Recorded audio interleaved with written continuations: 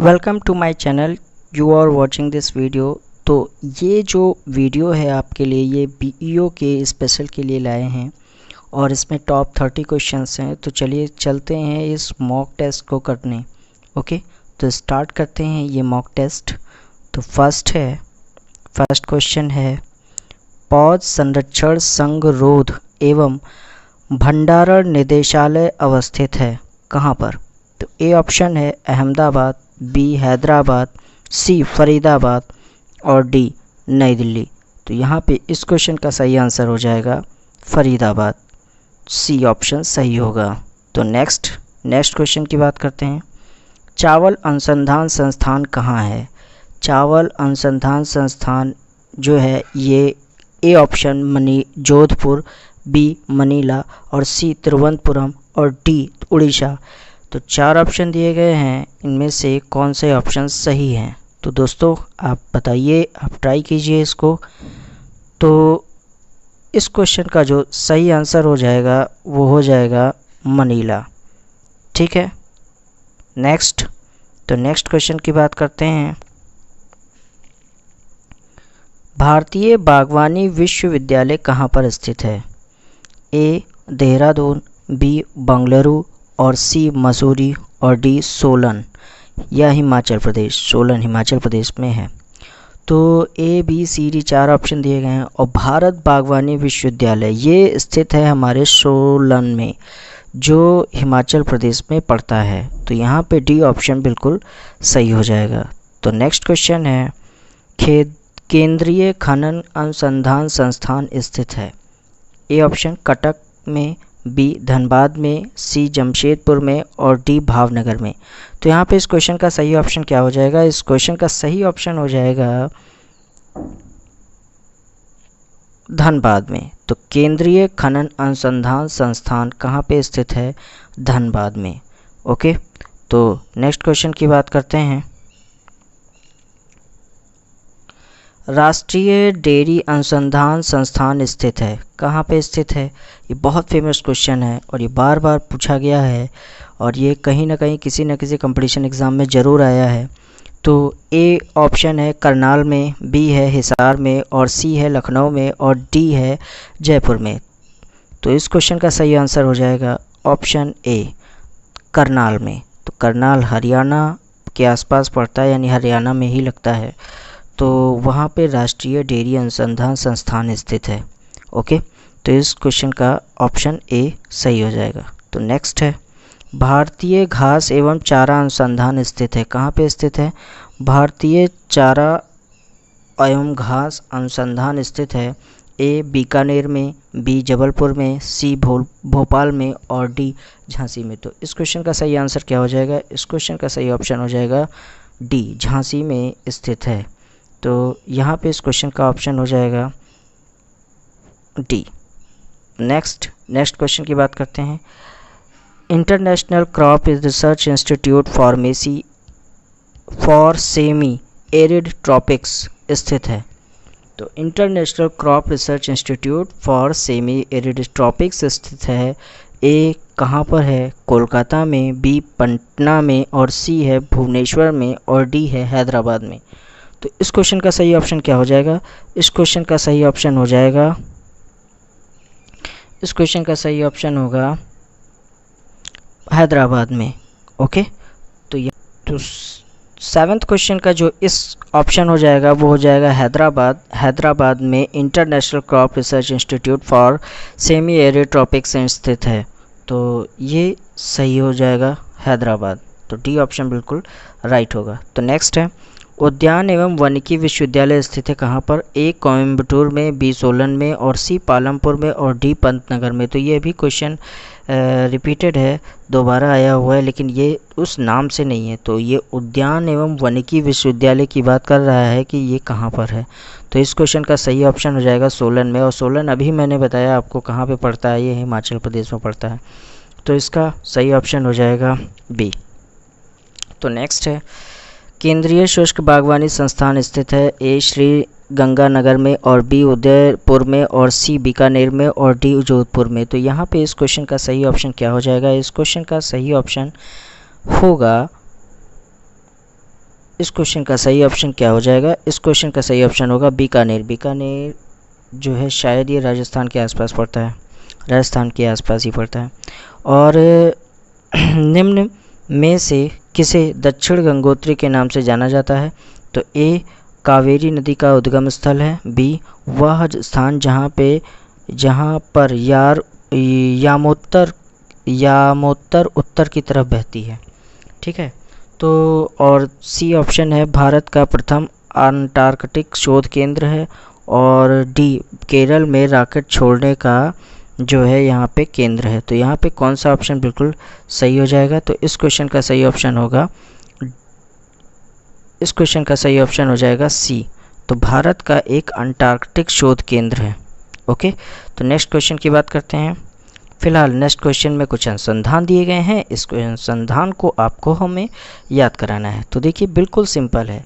देखिए पर्यावरण अभियांत्रिकी नाम से अगर कहीं पे भी अनुसंधान संस्थान आता है तो सीधी सी बात है वो या नागपुर में होगा। और केंद्रीय खाद्य प्रौद्योगिकी अनुसंधान संस्थान है, ये मैसूर में है। ओके, और केंद्रीय आलू अनुसंधान संस्थान है, ये कहाँ पे है? तो ये जो है ये अनुसंधान संस्थान है शिमला में। ओके, तो केंद्रीय तंबाकू अनुसंधान संस्थान कहाँ पे है? राजामुंदरी। तो ये 4 हैं जो बहुत इम्पोर्टेंट हैं। तो राष्ट्रीय पर्यावरण अभियांत्रिकी नागपुर में, और खाद्य प्रौद्योगिकी मैसूर में, और आलू अनुसंधान संस्थान है, ये कहाँ पे है? ये है शिमला में। और इसके बाद है केंद्रीय तंबाकू अनुसंधान राजामुंदरी में। तो नेक्स्ट इंफॉर्मेशन है आपके लिए कि बीबी राव कुक्कुट पालन की बात है, और सी के प्रहलाद ये प्रबंधन विज्ञान के जो है खोज करता है, और जॉन कुरियन ये मत्स्य उद्योग अर्थव्यवस्था के हैं, और किरण कार्डिक सूचना प्रौद्योगिकी और प्रक्रिया सामग्री सॉफ्टवेयर। तो इस तरीके से इस यहाँ पे कुछ खोजकर्ता के बारे में था जो बहुत इम्पोर्टेंट है।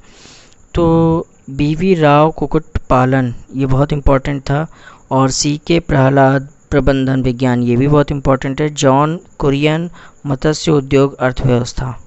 ओके, और नेक्स्ट है हमारा कुछ नगर दिया गया है, और वो उद्योग उस चीज़ के लिए फेमस है। जैसे कागज़ के लिए अगर बात करें तो कागज़ के लिए ब्रजराज नगर उड़ीसा, ठीक है, और कैमूर जो मध्य प्रदेश में स्थित है, और ये जो है सीमेंट के लिए स्थित है।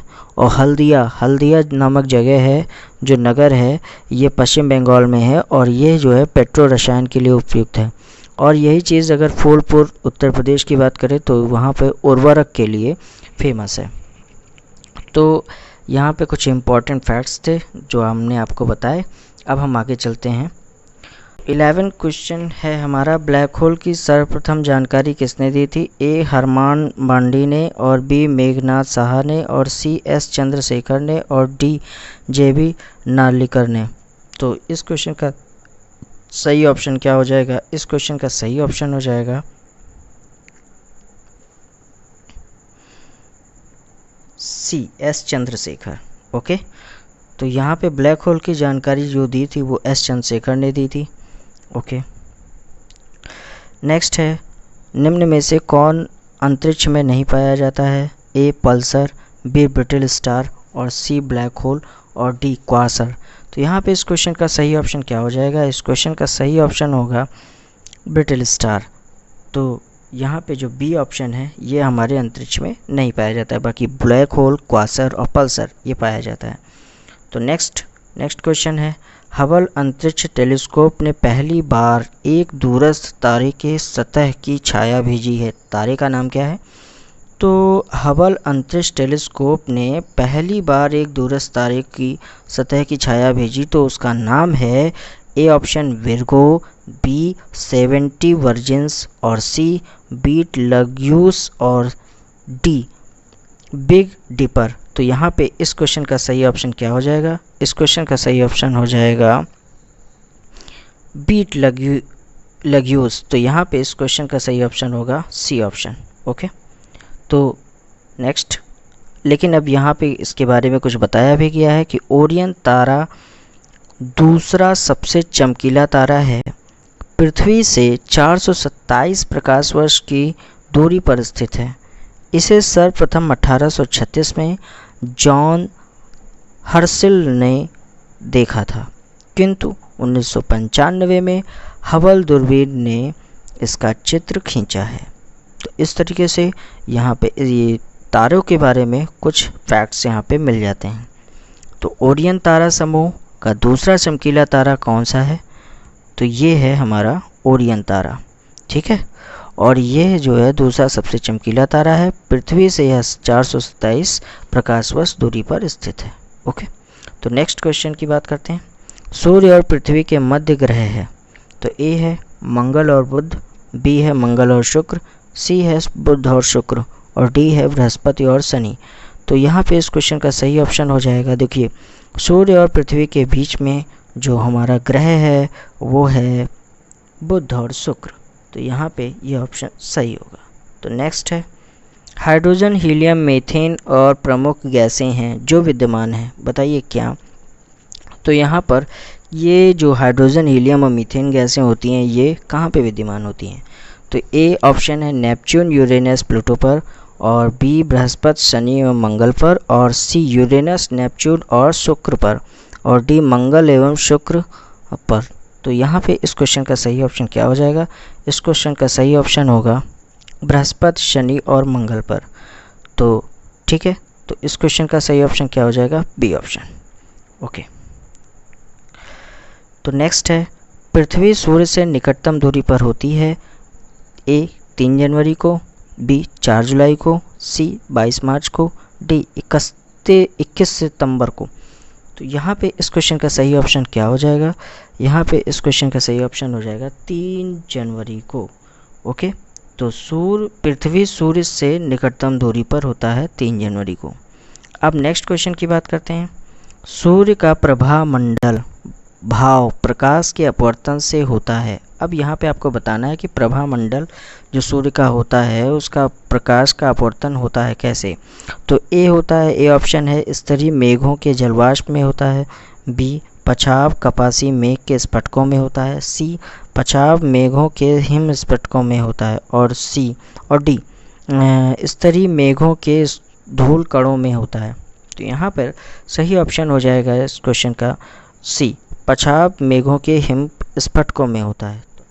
तो यहाँ पे कुछ फैक्ट्स दिए गए हैं पछाव के बारे में। चंद्रमा और सूर्य के चारों ओर पछाव एवं पछाव स्तरीय बादलों के प्रतिबिंबन से बने श्वेत दूधिया रंग के छल्ले को प्रभामंडल कहते हैं। तो चंद्रमा या सूर्य के चारों ओर जो पछाव यानी साइरस एवं पछाव स्तरीय यानी साइरोस्ट्रेटस बादलों के प्रतिबिंबन से बनता है जो सफ़ेद दूधिया कलर का छल्ला, उसी को हम क्या कहते हैं? प्रभामंडल कहते हैं।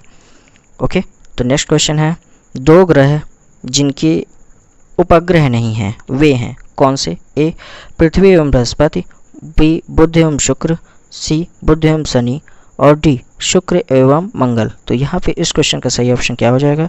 इस क्वेश्चन का सही ऑप्शन होगा, बहुत इंपॉर्टेंट है, 2 ग्रह जिनके उपग्रह नहीं होते हैं, तो एक है बुध और दूसरा है शुक्र। तो यहाँ पे इस क्वेश्चन का सही ऑप्शन हो जाएगा बी।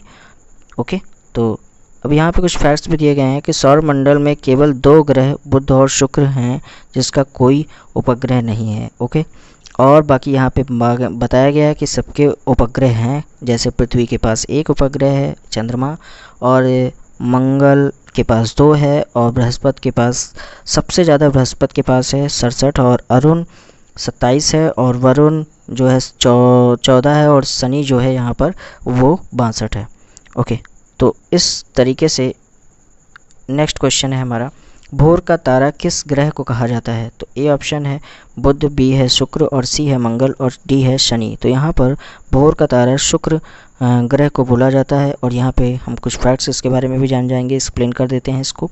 शुक्र ग्रह को भोर तारा के नाम से भी जाना जाता है, इसे सांझ का तारा भी कहते हैं, और शुक्र सूर्य से दूसरा ग्रह तथा चंद्रमा के बाद यह जो है यह रात्रि आकाश में सबसे चमकीला प्राकृतिक ग्रह होता है और समान आकार तथा द्रव्यमान के कारण इसे पृथ्वी की बहन भी कहा जाता है। तो याद रखेंगे, समान आकार और द्रव्यमान के कारण भी इसे पृथ्वी की बहन कहा जाता है। तो इस क्वेश्चन का सही ऑप्शन क्या हो जाएगा? बी ऑप्शन, शुक्र ग्रह। ओके, तो नेक्स्ट, पृथ्वी के तरल अभ्यंतर से भिन्न चंद्रमा का अभ्यंतर है। तो यहाँ पे ए ऑप्शन है प्लाज्मा, बी है वाष्पशील गैस और सी है श्यान द्रव और डी है ठोस। तो यहाँ पे इस क्वेश्चन का सही ऑप्शन हो जाएगा सी ऑप्शन, ठीक है, श्यान द्रव। तो नेक्स्ट है, पृथ्वी की परिक्रमण धुरी सदा झुकी होती है। तो ए है दीर्घवृत्त धुरी से 23 अंश पर और बी होती है दीर्घवृत्त धुरी से 23.1 अंश पर और सी है दीर्घवृत्त धुरी से 24.5 अंश पर और डी है दीर्घवृत्त धुरी से 23.5 अंश पर। तो ये जो 23 पॉइंट यानी 23.5 अंश जो है ये हमारा इम्पॉर्टेंट है। तो दीर्घवृत्त पर 23.5 अंश पर झुकी होती है पृथ्वी परिक्रमण धुरी हमेशा। ओके, तो यानी जब घूमती है तो ये 23.5 अंश पर घूमती है। तो नेक्स्ट है, बृहस्पति ग्रह के चंद्रमा की खोज निम्न में से किस वैज्ञानिक ने की थी? तो ए है न्यूटन, बी है गैलीलियो, सी है केपलर और डी है कोपरनिकस। तो इस क्वेश्चन का सही ऑप्शन क्या हो जाएगा? इस क्वेश्चन का सही ऑप्शन हो जाएगा गैलीलियो। तो गैलीलियो ने बृहस्पति ग्रह के चंद्रमा की खोज की थी। ओके, नेक्स्ट है, बृहस्पति का वलय कैसा होता है? तो किससे बना होता है? तो ए है सिलिकेटों का बना होता है और बी अस्तित्व विहीन होता है और सी बहुत घना एवं अपारदर्शक होता है और डी उपरोक्त सभी। तो यहाँ पे इस क्वेश्चन का सही ऑप्शन हो जाएगा ए, सिलिकेटों का बना होता है। ओके, तो नेक्स्ट क्वेश्चन की बात कर लेते हैं। टाइटन सबसे बड़ा चंद्रमा या उपग्रह है, तो ये किसका है? तो ए मंगल का, बी शुक्र का, सी बृहस्पति का, डी शनि का। तो यहाँ पे इस क्वेश्चन का सही ऑप्शन हो जाएगा डी, शनि का। ओके, तो शनि का जो सबसे बड़ा चंद्रमा उपग्रह होता है ये है टाइटन, नाम है इसका, जो शनि का होता है। और काले धब्बे वाले क्षेत्र सी ऑफ ट्रैंक्विलिटी कहाँ पर स्थित है? ये बहुत फेमस क्वेश्चन है, ठीक है, ये कई बार आया हुआ है। तो यहाँ पर जो है इस क्वेश्चन का सही ऑप्शन क्या हो जाएगा? ए पृथ्वी, बी सूर्य और सी जुपिटर और डी चंद्रमा। तो यहाँ पे इस क्वेश्चन का सही ऑप्शन होगा चंद्रमा। ओके, तो काले धब्बे वाले क्षेत्र यानी सी ऑफ ट्रैंक्विलिटी चंद्रमा पर स्थित है। ओके, तो यहाँ पे इस क्वेश्चन का सही ऑप्शन होगा चंद्रमा। तो नेक्स्ट है, जब अर्धचंद्र होता है तो सूर्य, पृथ्वी तथा चंद्र के बीच का कोण होता है कितना? तो ए है 45 अंश का कोण होता है, बी 90 अंश का और सी जो है 180 अंश का और डी 270 का। तो यहाँ पे इस क्वेश्चन का सही ऑप्शन क्या हो जाएगा? तो यहाँ पे इस क्वेश्चन का सही ऑप्शन होगा 90। ओके, तो नेक्स्ट क्वेश्चन की बात करते हैं। जब किसी वस्तु को पृथ्वी से चंद्रमा पर ले जाया जाता है तो उसका भार बढ़ जाता है, उसका भार घट जाता है, उसके भार में कोई परिवर्तन नहीं होता है, वह पूर्ण रूप से भार रहित हो जाता है। तो यहाँ पे इस क्वेश्चन का सही ऑप्शन क्या होगा? तो आप जानते हैं कि अगर हम किसी वस्तु को अगर हम पृथ्वी से चंद्रमा पर ले जाते हैं तो उसका जो भार है वो घट जाता है क्योंकि ग्रेविटी कम हो जाती है। ओके, तो इस क्वेश्चन का जो सही ऑप्शन हो जाएगा वो बी हो जाएगा। नेक्स्ट है, शून्य अंश अक्षांश तथा शून्य अंश देशांतर अवस्थित है कहाँ पर? तो ए ऑप्शन है अटलांटिक महासागर, बी है आर्कटिक महासागर और सी है हिंद महासागर और डी है प्रशांत महासागर। तो यहाँ पे इस क्वेश्चन का सही ऑप्शन क्या हो जाएगा? इस क्वेश्चन का मित्रों सही ऑप्शन हो जाएगा, क्योंकि शून्य अंश अक्षांश और शून्य अंश देशांतर, इसे भूमध्य देशांतर भूमध्य रेखा भी कहते हैं। तो यहाँ पर इस क्वेश्चन का जो सही ऑप्शन हो जाएगा वो हो जाएगा अटलांटिक महासागर। ओके, तो नेक्स्ट है, प्रधान यामोत्तर ध्रुव वृत्तीय तथा विषुवत भूमध्य रेखा का प्रतिच्छेदन बिंदु अवस्थित है कहाँ पर? ए अंध महासागर में, बी घाना में और सी मोरक्को में और डी प्रशांत महासागर में। तो यहाँ पे इस क्वेश्चन का सही ऑप्शन क्या हो जाएगा? तो प्रधान यामोत्तर वृत्तीय ध्रुव एवं विषुवत भूमध्य रेखा का प्रतिच्छेदन बिंदु अवस्थित है हमारा अंध महासागर में। तो इस क्वेश्चन का सही ऑप्शन हो जाएगा ए। ओके, नेक्स्ट है, पृथ्वी पर मूलतः एक ही विशाल भूखंड था जिसे कहते हैं क्या? ए पैंथलसा, बी पंजिया, सी लारेशिया और डी गोंडवाना लैंड। तो यहाँ पे इस क्वेश्चन का सही ऑप्शन क्या हो जाएगा? इस क्वेश्चन का सही ऑप्शन हो जाएगा पैंजिया। तो इस क्वेश्चन का सही ऑप्शन क्या है? पैंजिया। ये बहुत इंपॉर्टेंट है। तो कैसी लगी वीडियो आप ज़रूर हमें बताइएगा कमेंट सेक्शन में। तो हमारी वीडियो को लाइक कीजिए, शेयर कीजिए और सब्सक्राइब कीजिए। ओके, मिलते हैं अगले वीडियो में। नमस्कार।